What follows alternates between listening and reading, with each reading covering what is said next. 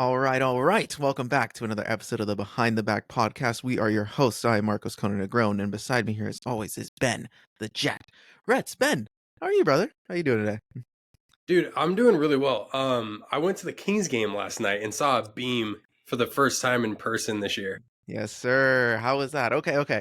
Okay. So, how was it seeing the team in person versus what we've been seeing on TV so far? Um, it's the same team, but let me put it this way. The atmosphere felt different and it wasn't because of Kings fans.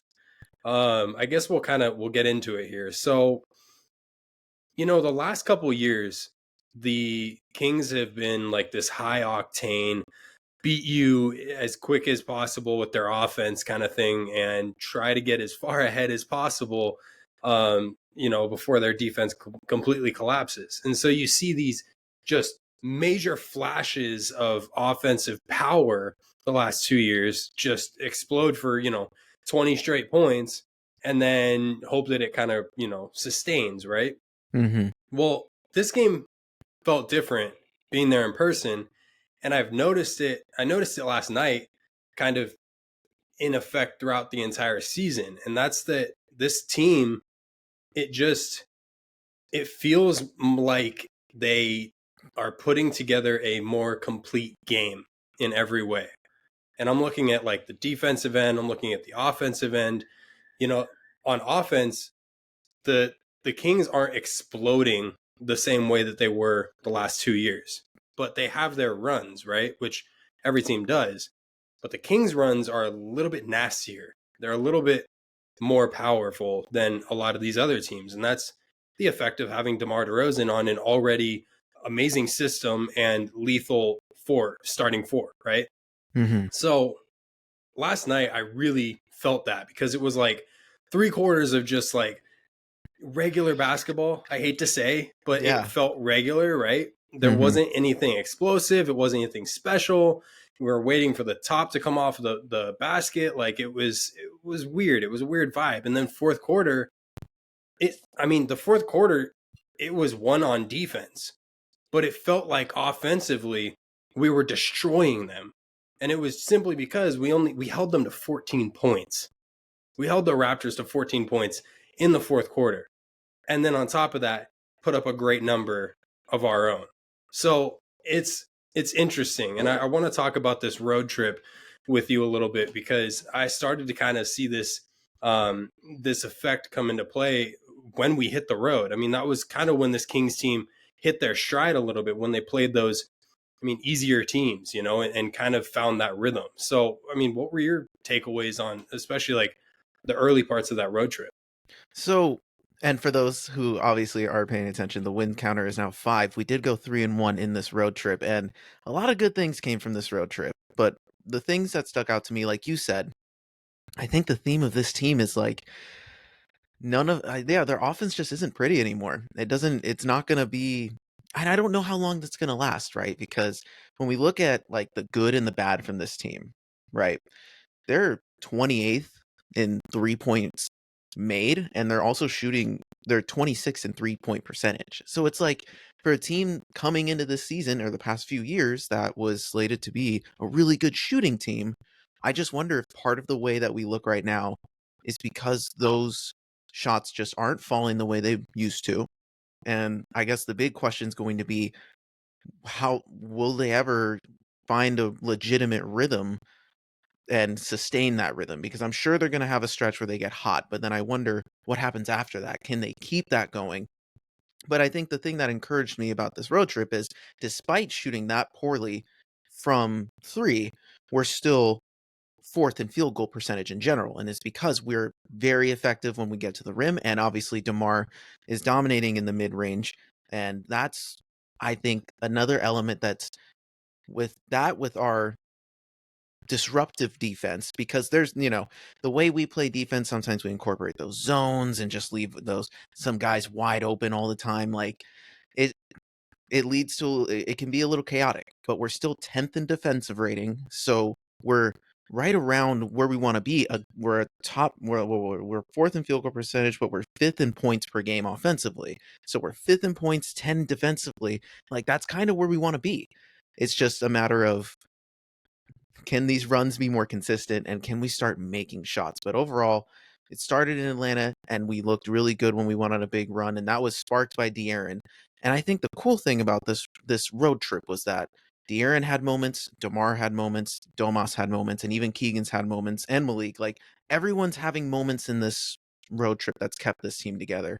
Um, and the one loss that we had in overtime in Toronto was fluky. That was a cool Vince Carter moment. Obviously his jersey got retired. Did you end up watching the whole ceremony? Because it went for a long time. It was in the middle of when I was getting ready for dinner, but I did catch a vast majority of it, and it was special. It was really cool. It was a cool night. Yeah. So that took 35 minutes, and then that game was already clunky to begin with. So the Kings had to kind of try. It was just an ugly game all around, and we were in it the whole time. But Toronto was making everything that night versus last night when they weren't. But then we go to Atlanta first game, and then we kind of struggled for the majority of the game, and then we really went on a big run. And then after losing to Toronto, we went back to Miami, and that was just a game against Miami, which is always gritty. It's ugly all the time, and it came down to a Sabonis game winner off of a putback. But that also featured a DeMar 4-point play in a really crucial time. So, and again, De'Aaron had a huge third quarter in that game. So watching those big three all make their own impact in this game is kind of what we were hoping for. Like that this was going to be the reason they win games. And I really enjoyed that aspect of watching them do this on this road trip when their backs were against the wall at a lot of the times when they were on this road trip. I do want to highlight something in that Kings Heat game. That first half was ugly. The Kings were struggling for a vast majority of that first half. And the second quarter was upsetting, especially because the collapse at the very end of that second quarter just allowed the Heat to take a double-digit lead going into halftime.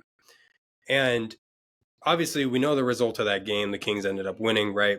But after the game, they interviewed Domantas Sabonis, and they asked him, what was kind of like the what highlighted that surge, or what gave you guys that surge in the third quarter to really make this a game again, and then ultimately take control. And Domas talked about there being a heated discussion at halftime in the locker room between those guys, between our team, Kings team, and a lot of people, like, it's not that they're failing to realize this, but I don't think people are necessarily looking at what that really means. That team, to be able to go into a locker room, understand that they are struggling, not just in this game, but through the season at that point, to really find a rhythm early in a game and not play with your backs against the wall. They understood there was an issue going on, and they were holding each other accountable.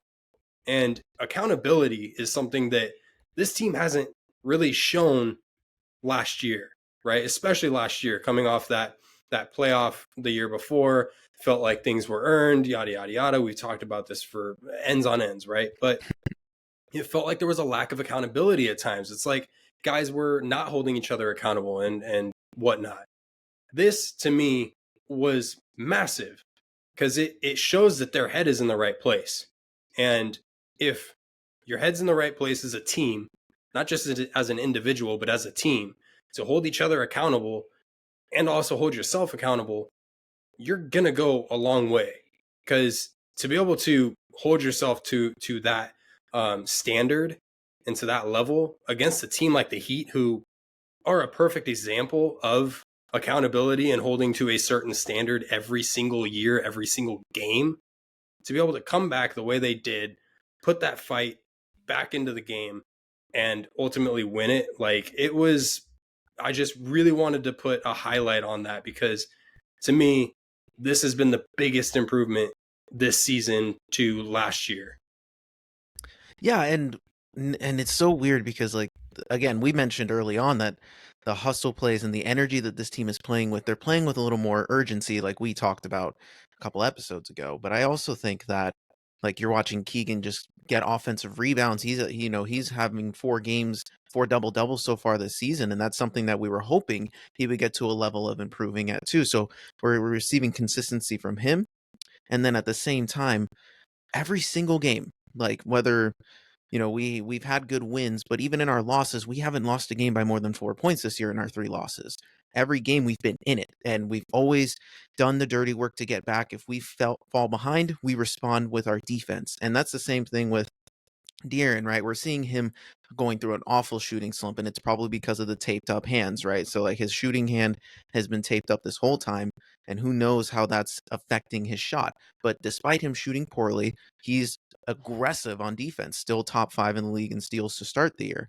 So these guys understand now, especially when you have closers like DeMar to help you out too, that they can get the job done without having to take the top off. If they just stay within punching range, they have a great chance to win the game. And in a game like Miami, that was a game that I think could, it could be a catalyst to something more, because last year's team probably would have lost that game, depending on the positions they were in. And now we get the opportunity to continue to be better, because the West, unfortunately, is still pretty good. And we're 5-3. We're sitting in 6th right now. And again, it's so early to really be focused on the exact standings, but we're seeing teams. The Lakers had a good start. They're struggling. The Grizzlies are up and down. Teams that were slated to come up, even the Nuggets too, they're struggling a bit. So we're in a really good spot.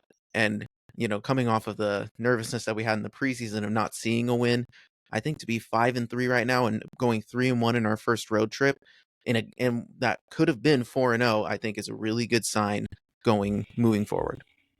Yeah, and another thing coming out of that road trip, we saw so many times last year the Kings, whether it was a good or a bad road trip, they would return home, and that first game, it was like they were tired, or like still mentally exhausted, or lagging a little bit, right?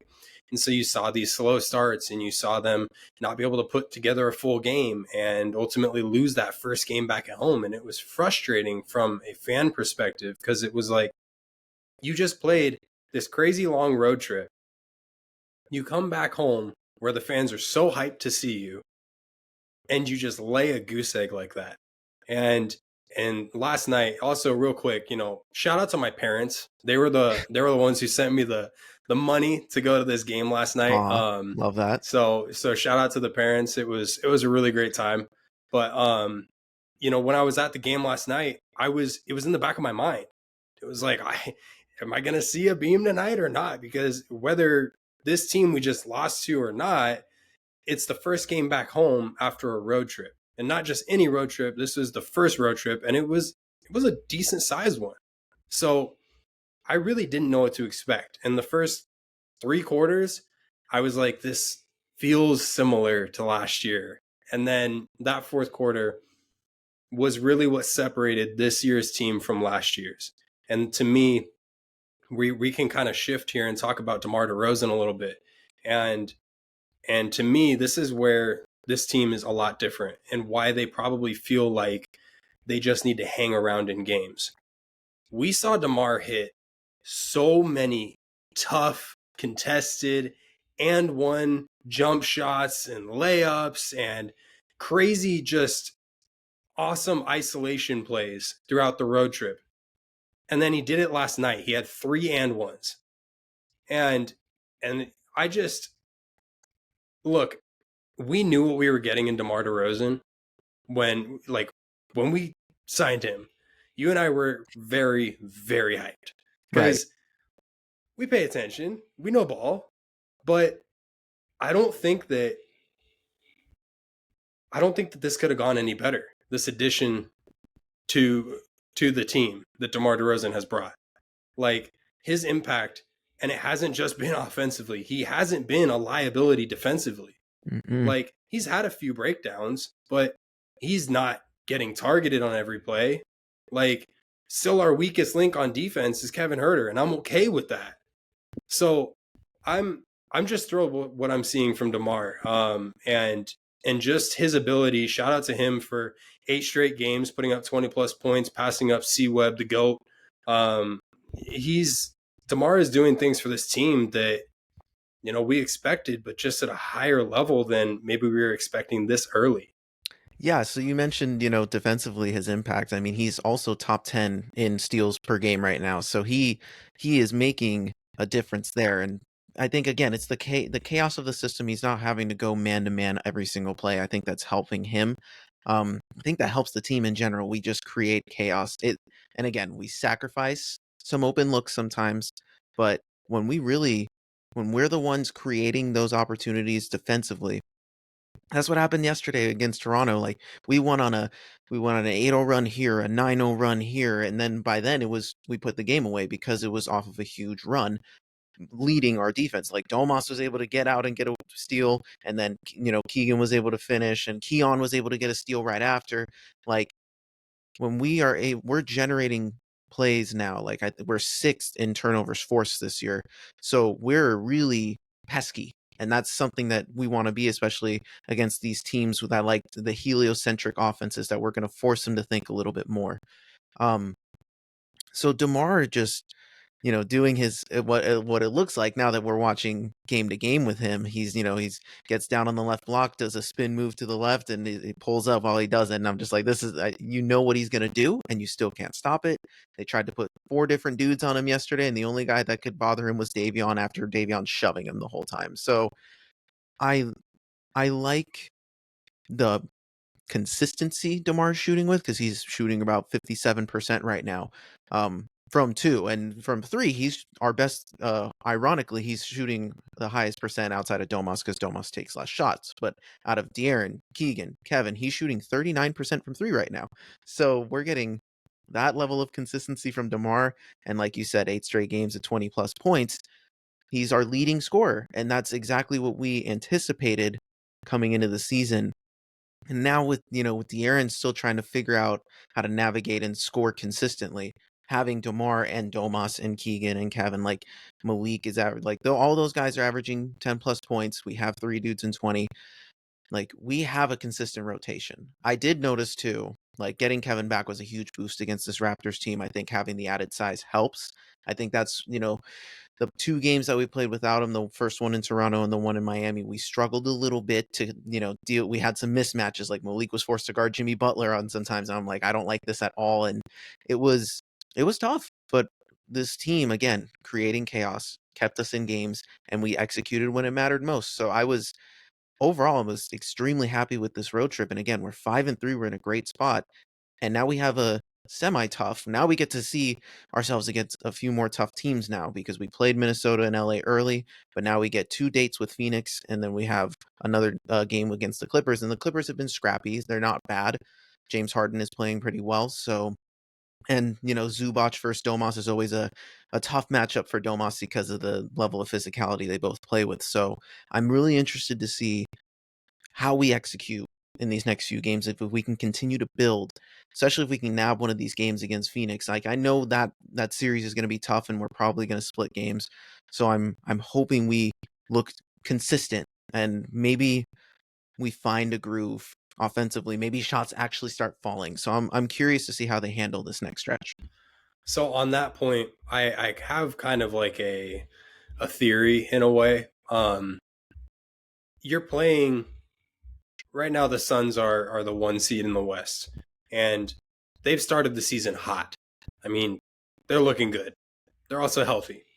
To go out, beat the Clippers, and then beat the Suns, and then do it again, and then beat the Spurs. Like you're seeing 3 teams here in a 4-game span that if the Kings were to go out and win all of these or win 3 of these, I think a lot of those 3-point shots that we see missing, I mean, they are shooting like 21% or something crazy on wide open 3-point attempts. Like it's something outrageously terrible.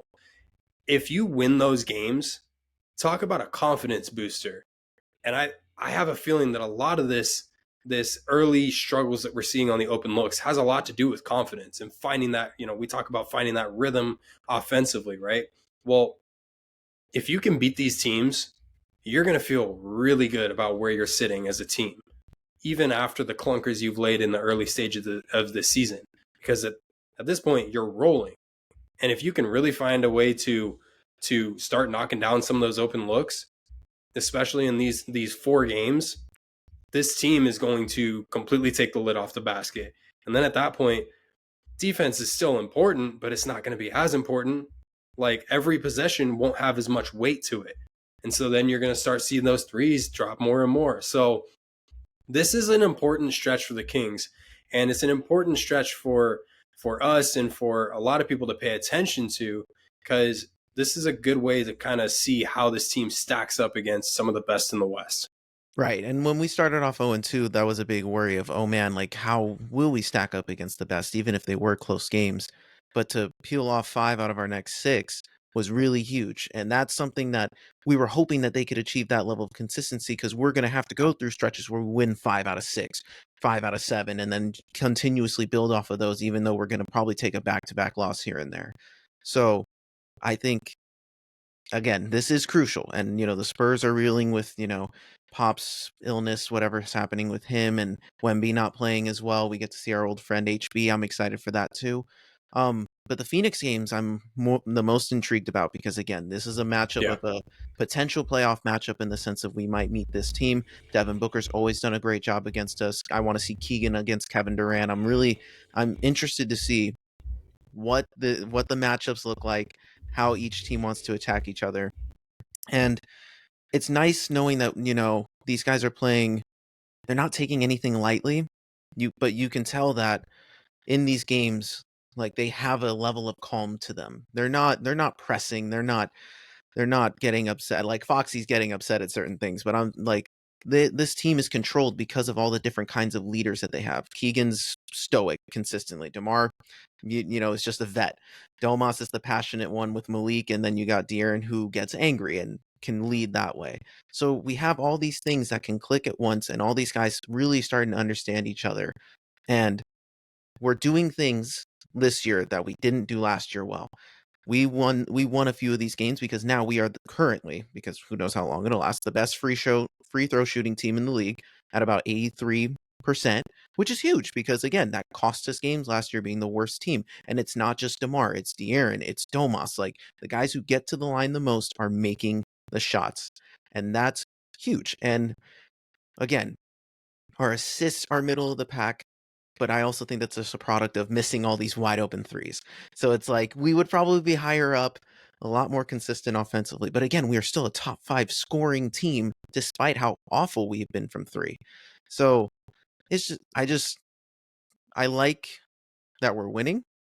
I'm hoping for more consistency, and maybe just a little bit more of like regression to the mean, and like where things even out a little bit more. I'm not expecting us to be a top 5 shooting team. Apparently that's just not how it's going to be written. But if we're a middle of the pack team, it's going to be from at least 3-point. It's going to be a totally different ball game offensively. It will, yeah, for sure. The last little highlight I wanna make is just shout out to Domantas. Domantas Sabonis has, since coming to Sacramento, completely changed the identity of this team. And last night, obviously, already he's put up some triple doubles this season. He's entered the top 10 in NBA history in triple doubles, total triple doubles. And last night, I don't know if you saw this stat, but this was insane. He made the history books once again as the second player ever to record a triple-double on 100% shooting from the field, 100% from the free throw line, and no turnovers.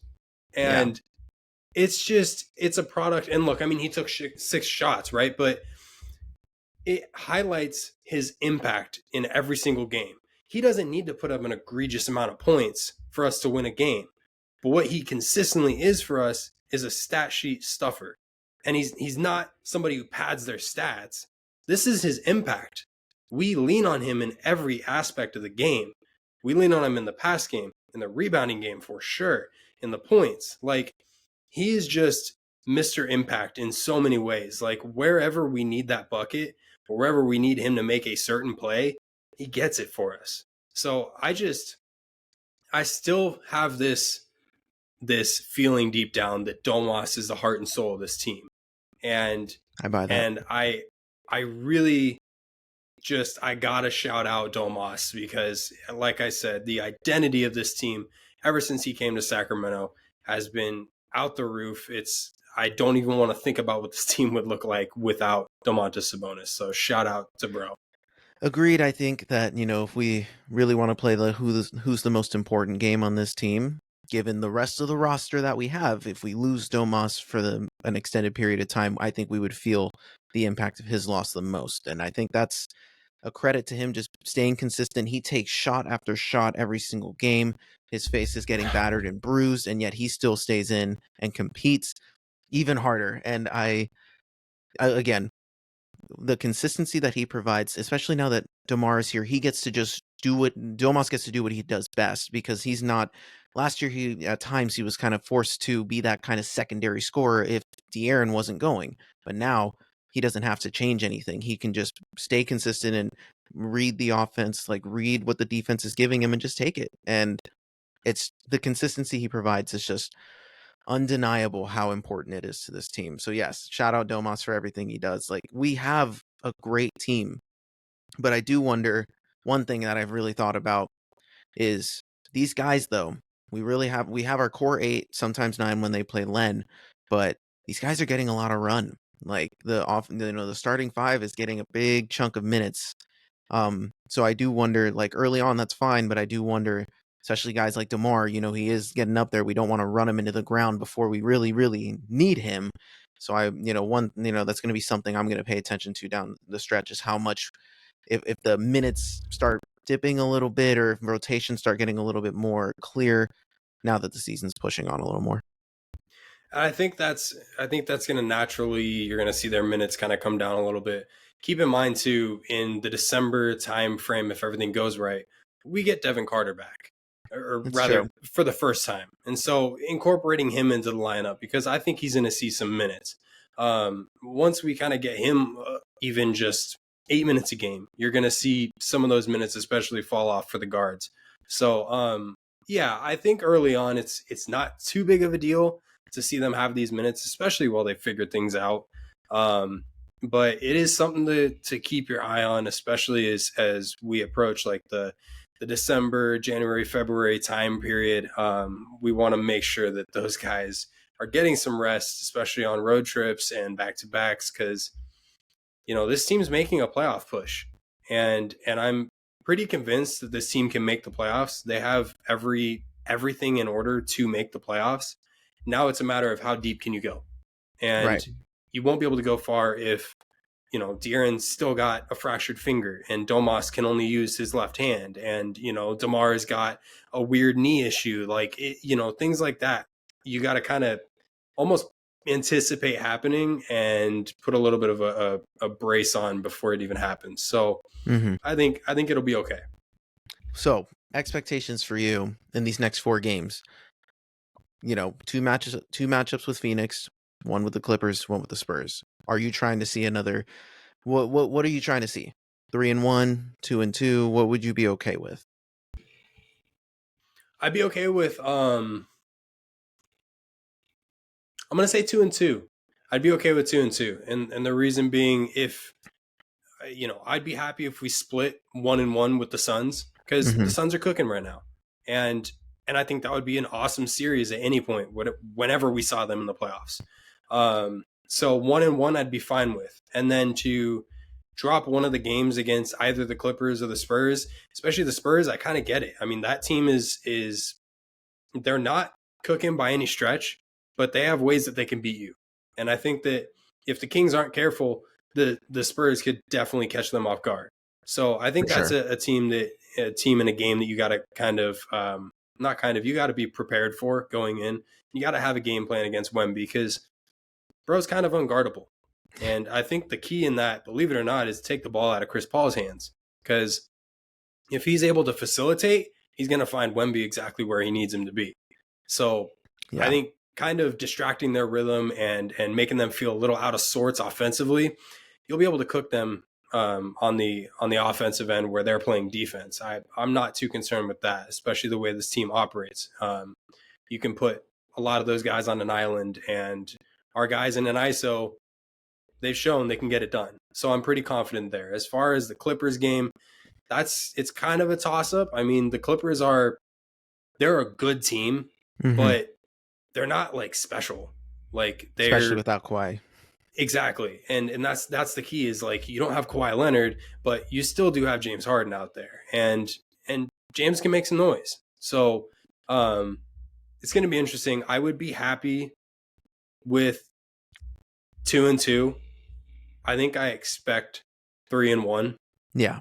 And if I see 4-0, oh, that's going to be a fun episode. Oh yeah, dude. It'll just establish the confidence again, not just for the players, but for the fan base. They really start cooking. Any final thoughts? Any takeaways? Any final takeaways from this road trip that we experienced? Anything like that? It was just a really good first road trip. Glad to get it out of the way because first road trips are always a little bit hairy. You don't know what to expect. You don't know what your team's going to look like during it, coming out of it. And then the response back home was honestly picture perfect. I mean, you got the win, and that's what mattered against a team that you had already lost to this season. So, yeah, good start. How was it seeing the beam for the first time this year? It was fun, dude. It's always a good atmosphere. Kings fans know how to really make some noise. The media crew at Golden One Center, they know how to put on a show, and that Kings team definitely knows how to play to the crowd as well. So it was a vibe. It was a really good time. Had some coworkers that were there as well. Didn't see them, didn't run into them, but we all talked about it today, and yeah, it was a fun game. That's great. All right. So that's enough for the Kings for now. We will check back on them next week, and that win counter is definitely going to add up. Now we're at 5. We'll see how that builds. But we will be right back. We got some football to talk about, so we'll be with you in just a second. All right. We are back with some football now. So the Eagles, we're going to talk about them first because they had to play this weekend against the Jaguars at home in what was a blowout until it wasn't. So for those who want to check out my post game, it is out on our feed. Please feel free to go check it out. I spent enough time over there roasting the team for allowing this game to be as close as it was. With the Eagles won 28-23, but it wouldn't be an Eagles game if there weren't some moments of the game, and my God, were there moments in this game. If there's anything about the Eagles is that they put up big plays. So there was a lot to choose from here. Honorable mention that Jahan Dotson catch. He finally made an appearance. Did an awesome job, but that was not it was a crucial moment, but there was just a few that stood out to me more. So we're going to start with number 3. It was the one to put the game away. Nakobe Dean getting his first interception, picking off Trevor Lawrence with 1:40 to go in the back of the end zone. And it's funny. I thought that was a great play to begin with, but they had Nakobe Dean and Jalen Hurts on the mic'd up. And on the mic'd up in the first quarter of the game, when the Eagles scored, was on the Saquon Barkley throw, Nakobe Dean's like, "Oh, just watch. I bet you they're going to try and run that on us later in this game." He's like, I've been waiting for it all week. And little did they know, that play where he got the interception, they ran that same exact route that Saquon did earlier in the game, and he read it like a book and picked it off. And I thought that was really cool because Nakobe Dean, coming into this, has always been labeled as a very intelligent player who is aware and learns on the fly, and that's why he's a good middle linebacker. But to just have this first interception come in that important of a moment was so cool to see. So I was really, really happy for him there. The next moment of the game, Devontae Smith. God, this dude just... I love A.J. Brown. I love him so much. He is the most physically gifted player on this roster. But I just... Well, maybe. I'll talk about that in a second. But I personally don't believe there is another player who is more skilled on this team than Devontae Smith. To be his size and to be able to make this one-handed catch in the back of the end zone while able to just drag his feet and catch it one-handed, that play was unbelievable. And that play was huge because it was a 3rd and 22. The drive was almost lost due to a holding penalty, and that just shows the ultimate trust that Jalen has in his boy. And Devontae Smith just makes those kind of catches for a living, and that's why he gets paid. So shout out to Devontae because that was a huge, huge moment. And the number one moment, it's very obvious. It's been the topic of conversation all week long. It is a play that has never been done, and that is Saquon Barkley juking two dudes. Jalen, he's going out, does a check down route. In open space, Saquon spins, gets one guy, spins, gets the second. And in his spin, his back gets toward the defender, and he hurdles the defender backwards. The reaction from fans, the players, and the media afterwards is just unbelievable. Ben, what did you think about that play from Saquon Barkley? It was just one of those moments where you're watching sports and something that, we watch these professionals all the time do their thing, but to see a professional get extra professional like that and just do something that you haven't seen done on a field or a court or whatever, like it takes your breath away in a lot of ways. And when I saw that, I was like, there's no way he did that. Yeah, And I exactly. leaned over to my girlfriend. I was like, there's no way that just happened. And then, yeah, sure enough, you see all these highlights and you see the different camera angles. And I'm like, holy crap, man. He really just did that. It was insane. Yeah, and Saquon talked about it. He went on this podcast that forgive me, I do not know the name for, but they asked him about it. They're like, "What were you thinking in that moment?" And so Saquon was like, "I got the first two guys, and I was mid spin, and I saw, I saw the dude coming, and I felt like he was gonna go low, so I aborted my last spin and just jumped. My body just kicked in." Um, and he's like, they asked him, "Are you going to dub it anything? Like, are you?" Saquon's like, "I don't know if it's right to dub it because I never plan on doing that again." So it's one of those things that it's like, it is kind of a once, you have every announcer saying, "I've watched football my whole life and I've never seen a play like that before." And so it's probably the greatest 14-yard play that ever happens in terms of just what Saquon did there. And it just felt like true instinct, and it was an unbelievable play. And that's what's fantastic about guys like Saquon Barkley is he's not going to dub that a move because it's not a move. It's not something he's going to reenact. But he's going to do something super special again this year and again in his career and again next year. Like he's just that kind of a player. I mean, that wasn't something that he goes out and he rehearses. He didn't go out there and he's like, I'm going to do a spin move and a spin move and I'm going to do like he doesn't do that kind of thing. You don't plan to do that. That's what makes him so special is his ability to read something as quickly as it does. And then his body just naturally kicks in to do something like that. Come on, man. Come on. It was the craziest thing. So, in terms of the Jags game, like, we got the win and it was ugly, but the thing about this team that I mentioned on the post-game pod is that because of all this talent, they are just a home run hitting team because 5 or 6 times a game, AJ Brown's going to get a chance. Devontae Smith's going to get a chance. Saquon Barkley's going to get a chance. Jalen Hurts makes a play. Like, this team can get away with stalling every now and again because they are going to break open a big play. And I think they're really starting to get comfortable with leading with Saquon and then driving into play action. We're seeing different variations of this offense now. So I was really happy with what I saw. And obviously, a fluky fumble call that shouldn't have been a fumble. So, like, that's a stat that gets added to Saquon. That sucks. But I talked about this multiple times, whether it was the offseason or as the season has gone on.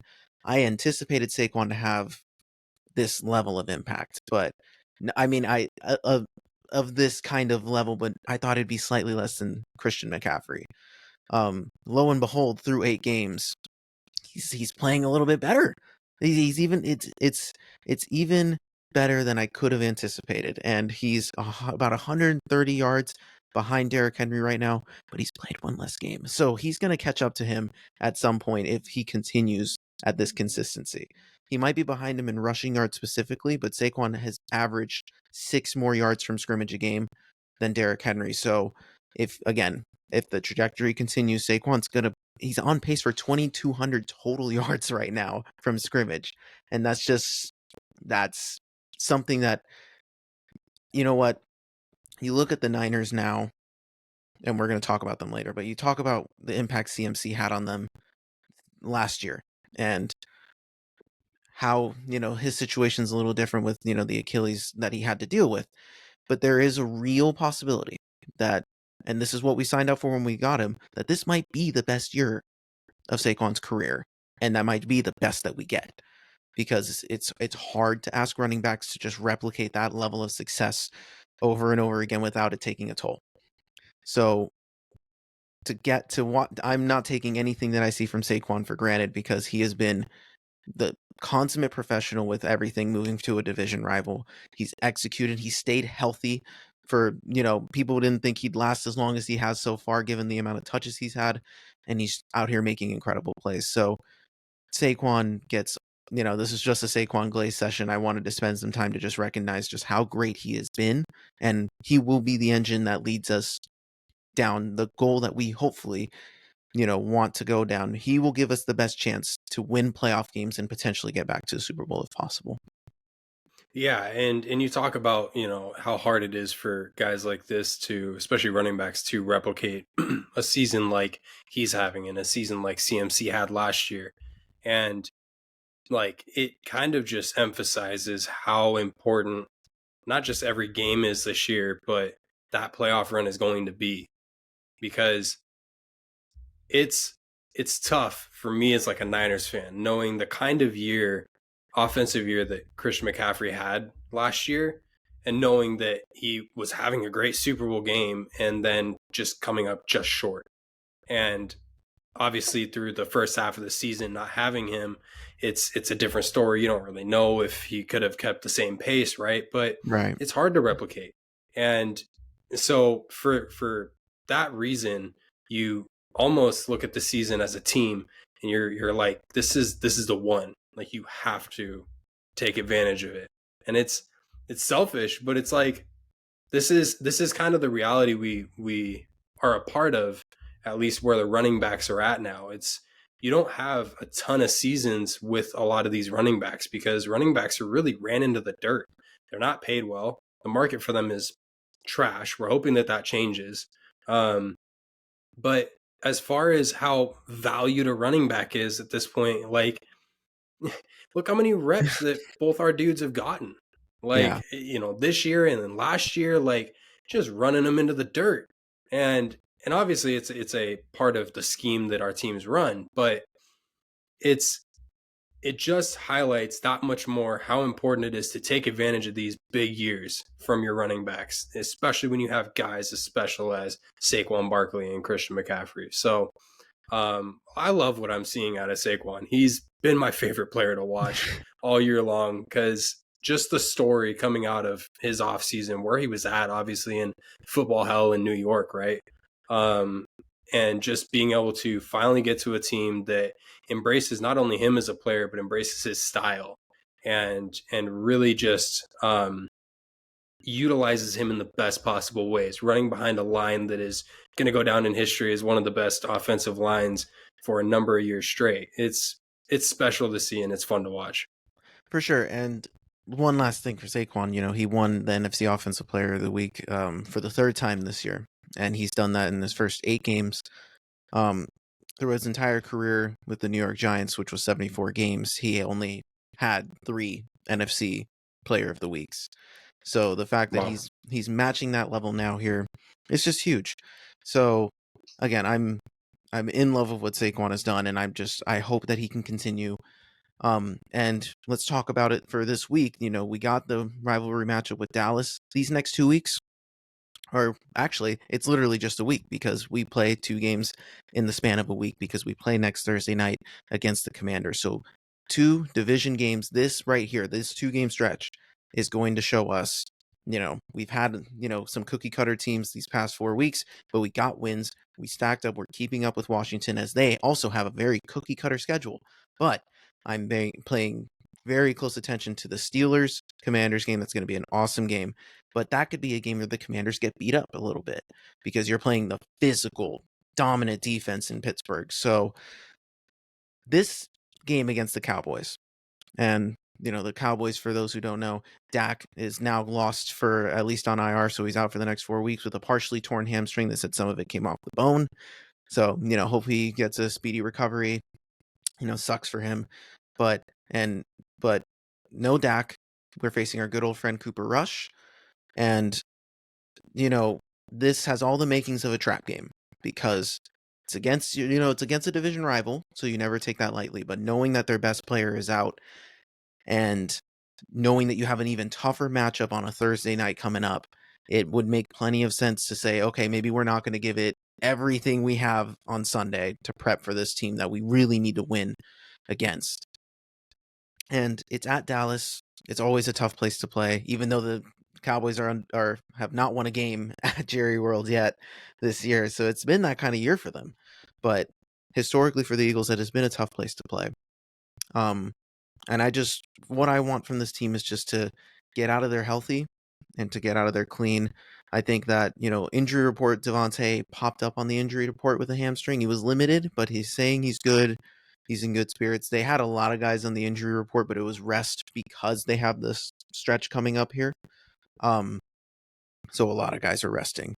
But Nolan Smith was a limited participant. They said he had a groin thing, so hopefully he's good to go. Dallas Goedert, for the third straight season, Dallas Goedert has been hurt for an extended period of time and returns when we play Dallas. So it's a very interesting trend that I'm noticing with Goddard, but he will be a full go, which will be huge.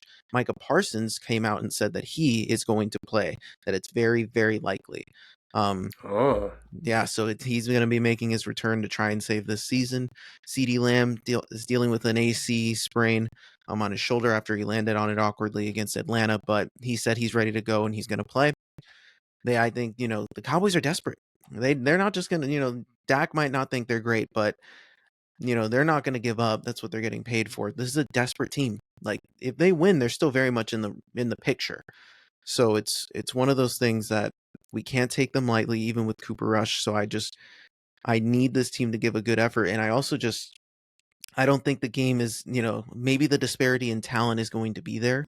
The Eagles just have the better team, so we are going to win this game most likely. But if we take them too lightly, this game, I'm not going to be surprised if Dallas hangs around. I'm not going to be surprised if it's a touchdown game in the fourth quarter and we need to close them out somehow. Like, I won't be surprised. So when I think about this matchup in particular, I'm expecting, we've been doing very well offensively, and their defense, even with Micah, is not going to, I don't think they're going to do that great of a job holding us. So I'm thinking about a 28-17 win, and they're going to hang around with us until we put them away at the end, is what I'm thinking. Yeah, I thought about this too, with all the factors that you just talked about. I thought about the fact it's kind of a trap game, and trap games are scary, especially in mid-season form, because you're jostling for position. You're in the thick of things now. The injuries are setting in, but you've kind of found your rhythm with and without the injuries. So your team identity is kind of showing. And in this one, the Eagles are clearly the better team. And I mean, I could tell you that with both squads 100% healthy. It gets hairy when you have backup quarterbacks coming in, because there's not a lot of film on them. I know there's film on Cooper Rush, but there's not a ton on him with the kind of offense that they're going to have out on the field. And for that matter is the only thing that I'm thinking, like, it could be hairy in the first half, Right. while you guys try and figure out what they're trying to do offensively, because the ground game is going to be terrible. They're not going to have Z. It's going to be a mess. But that air ball, if they can figure out how to move the ball through the air, they can make it interesting. But again, it's going to be a first half thing. And I think if the Cowboys wanted any shot at winning this game, they got to kind of take the top off early on in this game and get the crowd going, get the atmosphere going, get some momentum, and just try and ride that as long as you can, and then come out in the third quarter and just essentially execute the rest of it. But in this one, if I don't overthink it, I've got the Eagles winning this, and it's for all the same reasons that you just discussed. I'll put a point tally on this. Honestly, you guys are going to cook the Cowboys if I really think this is going to go the way it is. And I'm going to be audacious. I'm going to say it's going to be 35, because I think this offense is fully capable of putting up 35 without thinking about it against this Cowboys team. I'll say 17. I like that 17 number. Yeah. And listen, like when we talk about some of these backup QBs that have come in, like their overall records have been awful. But Andy Dalton came in, won his first game. Aiden O'Connell came in, won his first game. What's his name? Jameis Winston came in, beat the freaking Ravens. So it's like the first game, like you said, there's not enough film on these guys with the current state of their offenses they're playing with. But I also don't anticipate them to throw the ball 50 times. That's something I'm interested to see because they don't have Dak, but they have to run. It's going to be interesting. So I don't know how they're going to attack it, but we definitely have to figure that out. But I am excited for the game. It's always, when we play the Cowboys, it's a must win. We need to continue to win against our division and win these tough games because we can't just sleep on the Cowboys. Those games matter because they're our division, and especially what we have on Thursday. If we enter coming off of a loss, it makes next week even more important. So, we'll look forward to that and see how they do. So, let's switch on over to the team that you got to take a little bit of break. How was your bye week? How was the Niners bye week, brother? The Niners play the Bucs, who came off of a super disappointing loss that they had the Chiefs on the ropes. But everyone fails to beat the Chiefs this year, so it'll be interesting to see how that goes. But you guys are playing the Bucs. They come off of a tough loss. How are you feeling going into this game? Going into the game, I'm feeling pretty good. And there's a few factors, but the number one, brother, I'm wearing a 23 on my back, on my chest, on my shoulders. Why? Because Christian McCaffrey is back. Yes, And let's go. I'm just grinning from ear to ear because I've missed him. I really have. And it's not just, I've missed what this team looks like with Christian McCaffrey, but we talk about what Saquon Barkley, how much fun it is to watch a guy like him. It's the same feeling with Christian McCaffrey. He's just a fun player to watch play the game of football. And so to be able to have him back out on the field with the guys suited up and then out there making plays, I'm stoked. I don't know what his snap count is going to look like. If I anticipate it, I would assume he probably gets a quarter of the normal amount of snaps that he usually would. And the reason being is obviously you're coming off of what's kind of a scary situation with his Achilles, right? With both sides, both legs. But on top of that, the more important factor is you've found sustainability with your other two main running backs in Jordan Mason and Isaac Guerendo. And so if I'm Kyle Shanahan, I look at this game and I'm like, I don't just look at this game, but I start with this game and I go, he's coming off this injury. I'm going to still use Jordan Mason and Isaac as like my first and second down guys. And then if I need like a third and somewhat manageable or a third and, somewhat long, I might throw Christian in there. And whether I use him or not, he's a hell of a decoy. Oh, yeah. Because you can line him up pretty much anywhere out there. And guys you're going to have to throw two guys in his direction. So it's fun in that regard. Now, when I look at the rest of the season, what it means is if you can limit Christian McCaffrey in how many snaps he has to play through the regular season, and you can go into the playoffs with a fully healthy, quote unquote, Christian McCaffrey, that's terrifying. That's terrifying for it to not have a ton of film on Christian McCaffrey throughout this year and now go into the playoffs with Christian McCaffrey and all the like possibilities. Like it's endless at that point. And it's something that like this to me is where the season can be saved and where the Super Bowl run can really actually happen is if Christian McCaffrey is fully available and ready to go come the playoffs. But the Niners have to get there first. And they're not in a playoff position right now coming out of this bye. So I will get into this game here. Christian McCaffrey obviously is back. I'm hyped about it. I just talked about it. Juwan Jennings, he's going to be back in this one as well. He was dealing with that hip pointer the last 2 weeks, and he's going to be ready to go. He was limited throughout practice this week, but I think that's just to make sure that he's fully ready and available come Sunday. But as far as injuries, there's injuries on both sides for both the Niners and the Buccaneers. And I want to start with the Buccaneers because they might not have their quarterback in Baker Mayfield. He's dealing with a toe issue right now. And his status is questionable. He didn't practice at all this week. He was He was taking the week to try and get his toe ready to go. But it's, we just talked about what it looks like with a backup quarterback out there. Well, their backup quarterback is a guy that I've never heard of, and maybe that's a bash on me, but it's a guy named Kyle Trask. He's out of Florida. He was drafted in 2021, second round, pick 64. He's thrown the ball 10 times in the NFL. So there is absolutely no film on this guy whatsoever. Right. So if Kyle plays on Sunday, I'm actually a little bit nervous because I just talked about why. There's no film. You really don't know what to expect. And on top of that, they are banged up at their wide receiver position too. You had Chris Godwin go out a couple weeks ago and rest up. I mean, I love Chris Godwin. He's dealt with so many injuries throughout his career. And he's back to the grind again to try and get back to healthy. So they're without him. They're without Mike Evans now, who's dealing with, I think it was a hamstring. Yeah.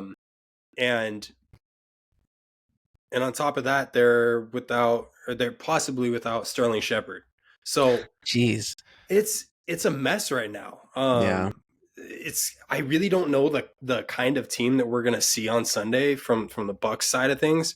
But it's a toss up, and Bucky Irving's hurt. That's their running back. Jeez, dude, I didn't realize they were that dinged up. It's crazy. It's up and down. I mean, I really didn't dive into it until today. Vita Vea, he's limited participation in practice. He's might not go. Obviously Sterling Shepard, JJ Russell, Jalen McMillan, another wide receiver. It's a mess for them. I really feel for them because this is a situation that I know all too well as a Niners fan this year. It's been injuries up and down. You don't have your wide receiver 1, 2, or 3. So in terms of what the offense looks like for the Bucs, it's a toss-up. And I'm looking at, in terms of keys for this game from the Niners perspective, I'm looking at the Niners to just completely take the wind out of the sails early in this one. If that's the team that you can bring from the Bucs side of things, if that's the team that they're showing up with, I expect the Niners to blow this team out because you're getting back to healthy. You're finding your health again. Mind you, the Niners still have 15 guys on injury on the injury report going into this game, but some of those guys are going to be a go. So, it's a toss up. I'm nervous, and obviously you play in Tampa Bay, where that crowd, they can get going, and if you give that team and that crowd momentum early, you're going to be essentially shooting yourself in the foot. And that's really what my biggest key to this game is just limit the turnovers. Don't shoot yourself in the foot with penalties. Don't end drives earlier than you need to. Get down in the red zone and get dirty. Get into your playbook, Kyle. You have Christian again. And if you don't use him for the first third of the field and you only use him in the last third, that's fine. Yeah, why not? Because that's where he was the most effective last year. So I'm really curious to see what Kyle's play calling is in this one. I want to see Brock take care of the ball. I want to see our run game take care of the ball. I want to see our run game just dominate this Bucs team. This Bucs team defensively, healthy or not healthy, has been abysmal this year. They were, they were floating middle of the pack, and then in the last 4-ish weeks, they really fell down to the bottom end of things. And that had a lot to do with injuries. But even before that, like I said, there was it was kind of mid. Right. So look, I talked about this second half stretch for the 49ers and how I expect them to get back to a lot of the things that they did so well last year. You get some of these guys back. You're going to be getting back Dre Greenlaw soon. His practice window is opening up soon. I don't know what his timeline looks like, but he's going to be back. Yeah, and you get Hufanga back soon. You get Christian McCaffrey back. I just can't emphasize that enough. So there's exciting things to really vibe off of and roll off of, and you're getting back these key pieces that were so essential to a lot of the domination that you had last year. And so this is the stretch. You're going to see a lot of good teams here in this final stretch. It's Yeah. harder teams than you saw in the first half, and you were 4-4. I gave my grade of a C plus, not because I thought the Niners played well, but I thought they overcame a lot of crap, a lot of injuries, and a lot of just inconsistencies. And by that standard, to be 4-4, with all things considered, I'm happy with that because I expect the 49ers to come out and roll the second half of the season. I'm not expecting them to go all games, without a loss, but play consistently, show what you're capable of doing, beat the teams you're definitely supposed to beat, and then the teams that are meant to be competitive against, stay competitive against, and make it a ball game. If you can stay in that game, you have stars up and down your roster, whether you're banged up or not, you still have those guys out there. And that's who you got to lean on in those key times. Look at DeMar DeRozan and the Kings, right? So this is what I'm searching for in this one. I'm excited for this game. The bye week was much needed for me. It was a mental break for me as much as it was a physical break for the players. It's been a rough year so far through the first 8-9 weeks. But I'm ready to kick things off. I've got the Niners winning this game. I got them pulling 35, just like the Eagles, I love because that. I want to see this team come out in that dominant fashion and just show what they're capable of doing when they're somewhat back to their healthy standard and standard of football. So I got 35-14. Whoa, nice. Okay, so I had 31-17, but you had mentioned this all the time, especially when things were kind of rocky. The Niners are a second half post bye week style of team. And first things first, put up this fun little stat on the Niners is in Kyle Shanahan's tenure as the Niners coach, they're 16-16 in the months of September and October. But then the months of November through January, they are 25-4. So it's Yeah, like, so they don't it's lose that crazy. off. Exactly. So he really does. Maybe he just, doesn't pull out his best punches, and maybe he just sees, okay, what works and what doesn't. And now guys are rested. Let's run the full playbook. Let's go crazy. Let's get in the playoffs. So, and again, this NFC West, fortunately for you guys, it's cluttered. And yes, you guys have lost against your division, the Rams and the Cardinals who are both ahead, but you're right there with them. And then if you split, you guys can get those tiebreakers back. And it's one of those things that with the Cardinals only being 5-4, you're right there. If you win, it's you guys. Right. It's going to be push and pull. If you guys finish the season, so what we got 8 games left. Yeah, so we're in week 10. Yeah, so week 10, 8 games left. If you guys go 6-2, that will probably be enough to secure the division at 10-7. Given how clunky it's going to be because the Rams have some tough teams, the Cardinals have some tough teams, and so do you guys. So, but you guys definitely need to get through a gauntlet, but that might just prepare you even more for the playoffs because you're already going to have to play tough teams along the way. So, this is a great way to get growing pains from this team. Yeah, and with that stat that you pulled with Kyle Shanahan and his second half of the season stats, the Niners have had tougher second halves of the season than they have first halves. And so for that record to stand the way it doesn't just indicate that the Niners, find a rhythm, but they kind of see the game and the matchups that I'm trying to get this out. It's essentially like the Niners know the matchups they're about to go into, and so they bring their A game. And Right. it's not just the players, it's the coaching. Like it's from all aspects of that organization. And that's something that I've found a lot of confidence in the last couple of years. I guess 3 or 4 years with this team is just getting up for every game that is of the most importance. The games that mean the most, I can always count on the 49ers showing up. It's the games that have a little less weight that I'm a little more concerned about because it's getting up for those easier games that nobody's really that excited about. I don't know, but knowing you've got the Lions at one towards the end of the season, knowing that Yeah. knowing that you see all your divisional opponents in the second half, knowing that you've got a matchup against Green Bay, who's kind of finding strides at times, like there's some matchups in there that you're going to see as tough. And really the toughest team that you played in the first stretch was the Chiefs. And even that game you probably should have won. So, I'm confident in this team. I think that a 6-2 is possible. I think that an 8-0 is possible as well. For Because, sure. like I said, I have that confidence in the Niners, but I need to see it start with the play calling, and I need it to start with Kyle trusting not just his stars that he's going to be having back, but trusting guys like Ricky Pearsall and Jacob Cowing to put the ball in their hands and trust that they're capable of making a play when it matters, because that was something that I just didn't see enough of in the first half of the season. Those guys weren't getting the reps, not just out on the football field in game time, but I'm talking practice, and it showed because Yeah.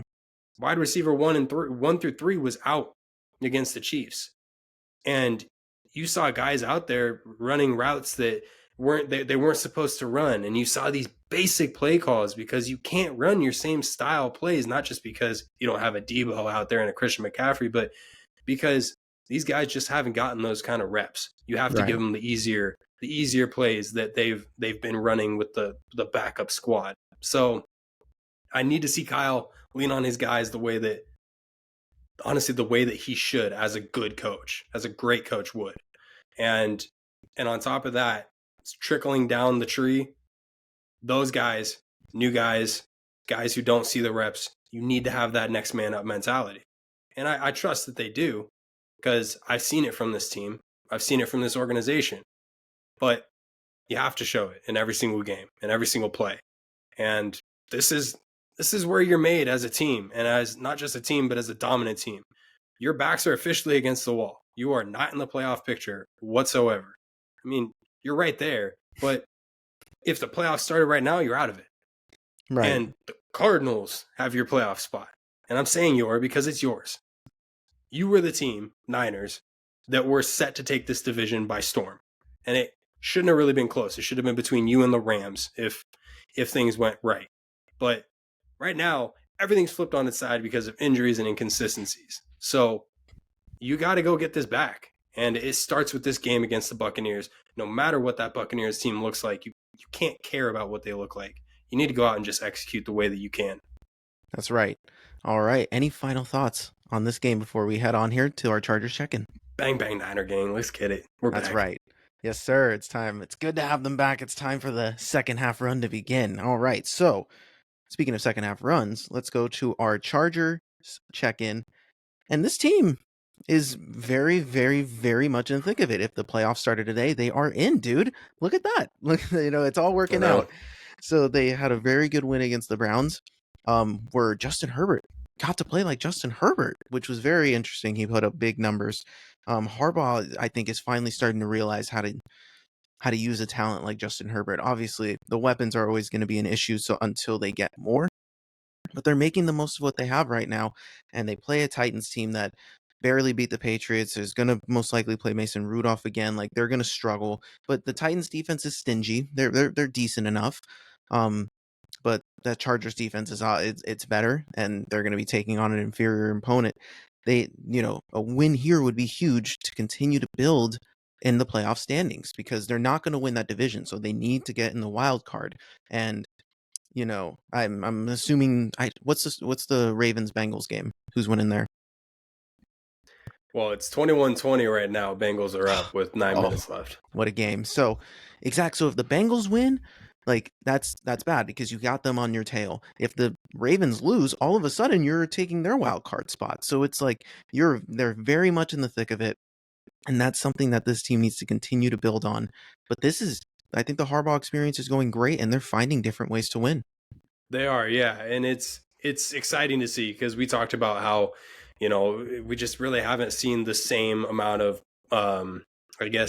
execution from Herbert's side of things. We haven't seen him sling it the way that we know he can. And that had everything to do with the way that Harbaugh was using him. And we talked about that as well. I mean, what we've seen so far from Harbaugh is a very Harbaugh season. Like, he has been feeling out his team in the most safest way possible. He's been figuring out this team in a safe manner while also sustaining a winning record. And that's as Jim Harbaugh as it gets. And last game, to see him utilize the pass game as much as he did, go lean on it and really lean on Herbert and what he's capable of doing. It was exciting. I was excited watching it, watching the playback of it. And, for Quentin Johnston to go for 118 yards and a touchdown. And before that, game before, Lab McConkey to pop off. Like, you're starting to see these young guys kind of establish a rhythm. And we're in the middle stages of the season. We've talked about it. This is a Chargers team that is fully capable of making the playoffs. When you look at the rest of their remaining games, their schedule, it's fairly straightforward. You've got a really good shot at it, and you simply just have to execute. So, in this one, you're going up against a team that, really you should be taking the top off against. And I have full faith in them, honestly. I think that this matchup favors the Chargers because it simply rolls off of what they've done the last 2 weeks. You've got a lot of momentum going into this one, and you're in the second half of the season. You just have to continue executing the way you've been, and I think they've got everything going for them at the moment. I think that they're gonna pound the rock to begin the game. They'll find success doing it, and then they'll open up the pass game, and they really won't look back at it. Yeah, they're earning the respect of Vegas too because they're 7-point favorites in this game. They're being treated as if they're a legit team, and I think that's a really good sign of how the NFL world is respecting them a little bit. They're earning that respect game by game, so I think that's a really good sign for them too.